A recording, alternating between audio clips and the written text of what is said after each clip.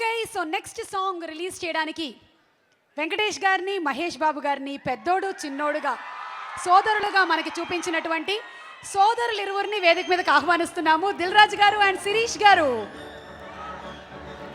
దిల్ రాజు గారు, మీరు ఎవరినైనా బంగారం అని పిలుస్తారా? అంటే అదర్ దెన్ వెంకటేష్ గారు. యా, ఇష్టమైన వాళ్ళు ఎవరినైనా బంగారం అనే పిలుస్తాం. యా, అందరికి నమస్కారం.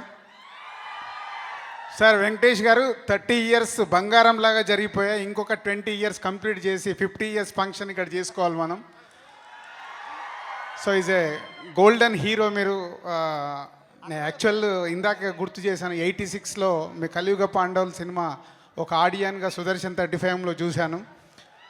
సో అదే మీతో మీ సినిమాలు నైజాంలో డిస్ట్రిబ్యూట్ చేసే అవకాశం రావడం, సీతమ్మ వాకిట్లో లాంటి సినిమా మీతో చేయడం నిజంగా is a my great opportunity నాకు.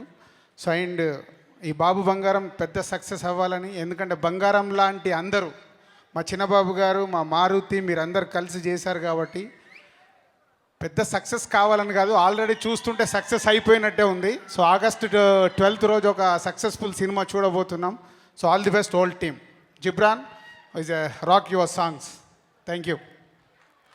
Thank you so much Dil Raju garu. చూపిస్తారు కాబట్టి వాళ్ళని పర్సనల్గా కలిసినప్పుడు ఇంకొంచెం ఇమేజ్ తగ్గిపోతుంది. నార్మల్గా మనం ఊహించుకున్నంత లేదే అనిపిస్తుంది. అండ్ నేను అలా స్క్రీన్ మీద చూసి బాగా ఇష్టపడి ఆఫ్ స్క్రీన్ కలిసి ఇంకా ఎక్కువ ఇష్టపడిన ఒకే ఒక్క స్టార్ వెంకటేష్ గారు.